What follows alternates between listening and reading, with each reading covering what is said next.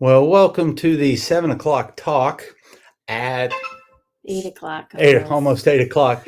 We were at a school board meeting talking about masks. So it was quite entertaining to say the least. Actually, it was infuriating. There was no entertainment. It was infuriating for her.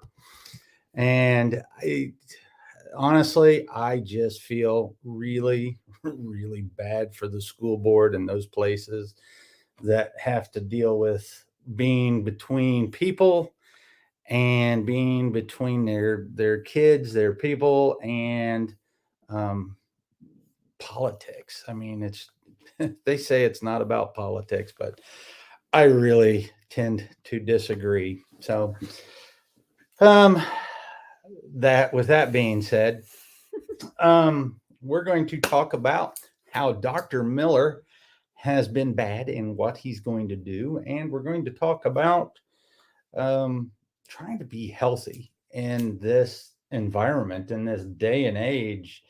I mean, we just saw how many people you think were in that? Maybe 75. 75, 80 people. We saw 75 to 80 people and just division. I kind of thought it was a circus at first because people are screaming and yelling and Well, only power one tripping. person, actually, only one person was screaming and power tripping, which was supposed to be the leader of the committee. The common people were calm and cool. For the most part. Yeah. So let's look at how I've been bad and I'll explain what I've done. So as you know, we've been to California. Came back we've been back for about a month. And while we were there, we weren't incredibly bad. We did go out to eat a few times. And I'm going to show you what happened to me when I started going out to eat. And then after I started going out to eat, it continued on for a little less than a month. And in a little less than a month, I took my blood chemistry and totally screwed it up. So if you look at this first page here, I am 6'1". I generally say I'm 220 to 230 pounds. I stepped on the scale and I am 246.2 pounds. Way, that puts my BMI way out of range. Hello, Kathy. Hey, Miss Kathy. So I did my waist to hip ratio, and my waist to hip is 43. So I am a ratio of a 1. Males should be at less than 0.9, and women should be at less than 0.85. So this is a stratification of risk. So right now, you know that I am at increased risk for cardiovascular disease and diabetes. So that's one thing that we do here at the clinic. We do look at how to stratify where you're at. So those are my beginning anthropomorphics, or basically it's my beginning where I'm starting at. I did a BIA on myself. And what the BIA does is it runs 273 currents through your body, and it starts to stratify how your body is composed.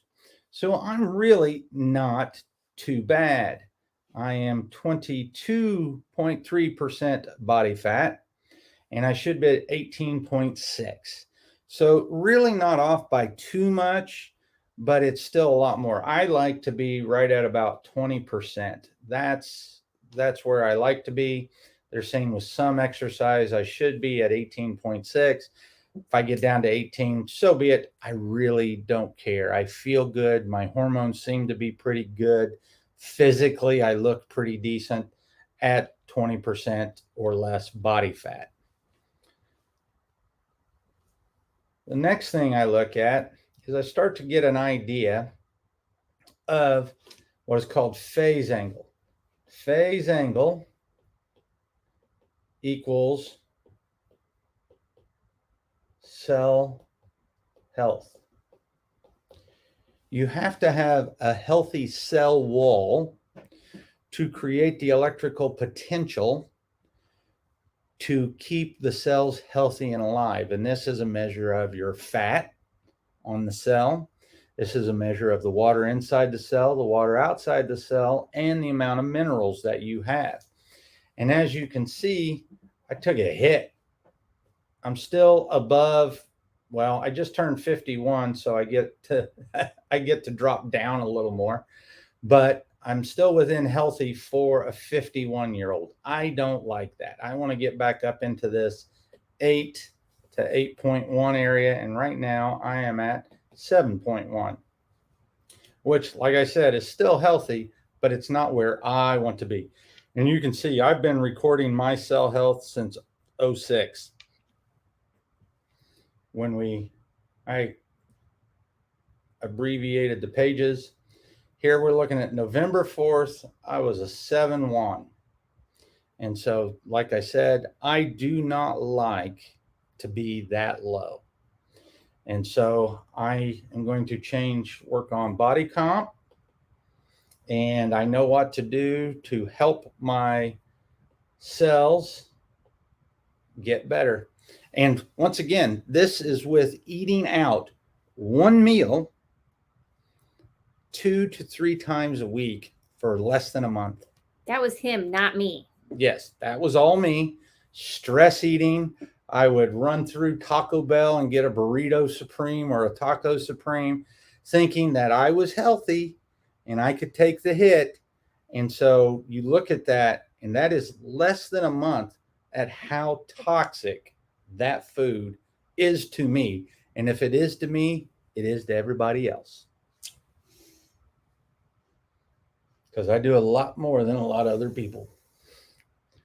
So next, we start to look at my fluids. So this is an indication of how toxic the body is. Inside the cell is where you want the water. If you are toxic, or you have heavy metal poisoning, toxic poisoning, or if your insulin goes up, your blood sugar is running too high and all that jazz, you will start to take water from inside the cell and shoot it to outside the cell. And so I should be at 63, and I am at 59. So I have polluted my system, which I knew I had anyway. I just didn't think I had done it that bad. Next thing we look at is we see my fluid profile, and we see how I have kind of gone along. And we can see now, this is September of 21 going to November of 21. We can see my phase angle bounce around. And right here in September, I was really paying attention. We were riding bikes, we were getting exercise, we were really paying attention to what we were eating, and my phase angle jumped up to 7.8. Then if we come down and we look, here's something to really think about. I have 10 extra liters of water on myself. So let's just say I have 10 liters. 3 liters equals 1 gallon.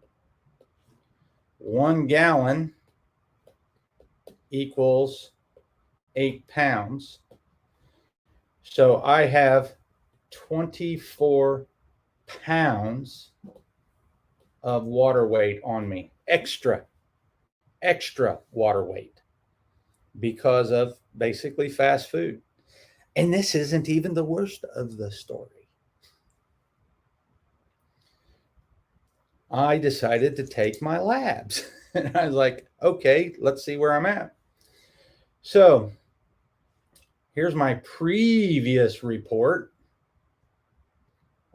Here's my previous result. And here's my current result.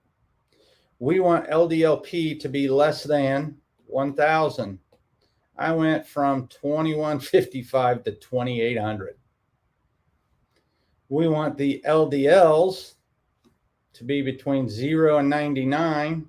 I was trending down, and I had trended down to a 175, and I just jumped it back up to 243. My triglycerides were perfect, and now I can be considered Metabolic Syndrome. And why do I say I can be called metabolic syndrome? This is also pre-diabetic, because my waist is above 40 inches. I am hypertriglyceride. I have too many triglycerides. Hyperlipidemia. I am hyperlipidemia. And see, I only have to have 3. So my waist size is off, my lipids are off, and my fasting blood sugar is at 100 again. Actually, a little bit over. We start to see once again, this is a stratification. This tells you at what risk you are. So luckily, my fats are trending the wrong way. But as we will see, my insulin resistance risk, I haven't affected my insulin too terribly bad. But my small LDLP should be less than 527. It actually did go down, which stunned me. And my HDL size, it should be greater than 9.2. It went up a little bit too. So something a little wonky there, but that's okay. That's in my favor. My Lpir score. So this is my lipid insulin resistance score. I am less than 25. That puts me way down here at very low. Now, my lipids put me at a pattern B, which is at risk for cardiovascular disease, diabetes, and all kinds of stuff that go along with that wonderful stuff. This is just because I've been so good in the past, my insulin didn't take that bad of a hit. So that is where I am at. I've started to pay attention to the 4 pillars. I am paying attention to my sleep. My nutrition now is spot on. And in 3 months, we're going to retake this and we're going to see where I'm at. My movement, I'm not exercising yet. Next week, she gets to get back on the bike. I've really been itching to get back into the gym, so that might all happen at once. And that's where we're at. So now for the public service announcement. Don't eat Taco Bell. No. Burger King, kidding. McDonald's, or whatever. Don't hit the fast food. But it's really hard. It's really hard to be healthy in an environment like this. And not only that, we have the ability, we have the knowledge, we have the monetary means, we have all of that stuff to be healthy and to buy organic foods and stuff like that. And a lot of people do, but the people that are on fixed incomes, we really feel bad for them, because most of them are on multiple medications. And how much are they paying for their medications? Lots of money. So they're all on multiple medications.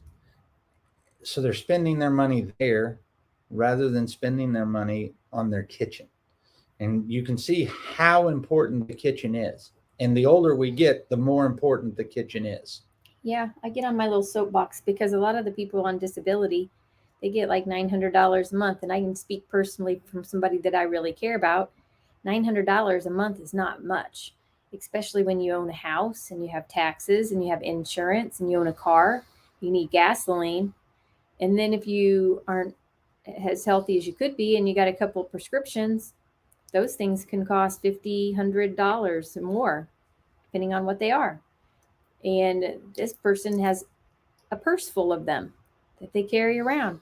So they're having to determine, am I going to pay my bills, or am I going to get my meds, or am I going to eat?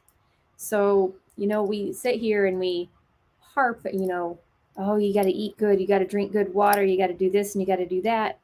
And that's great.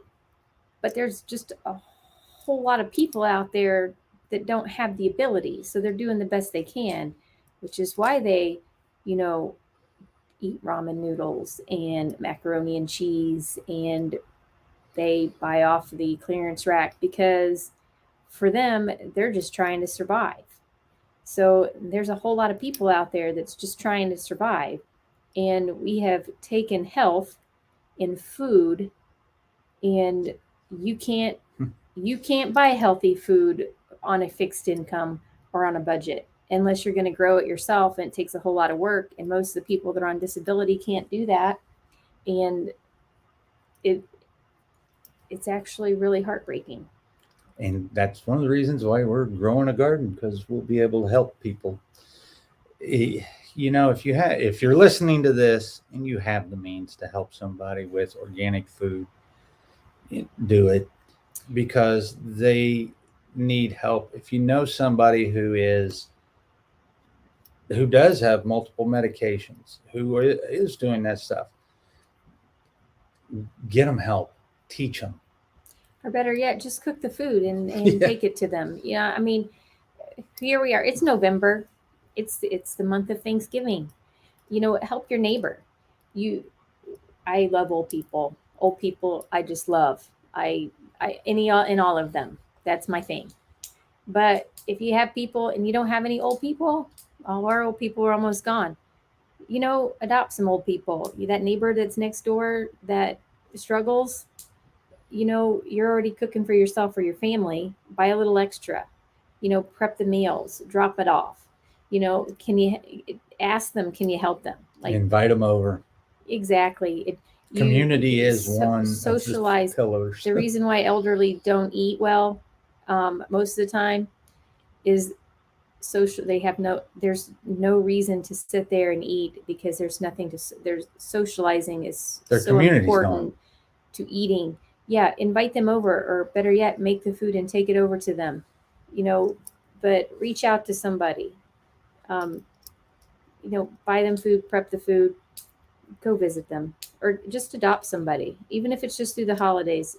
It means nothing to you, and it's an hour of your time, which everybody is always, I don't have any time, but make the time. It's an hour, just an hour a week. Slow down and make the time. It's just an hour to you, but I guarantee to the person that you're going to spend that hour with, it's the world.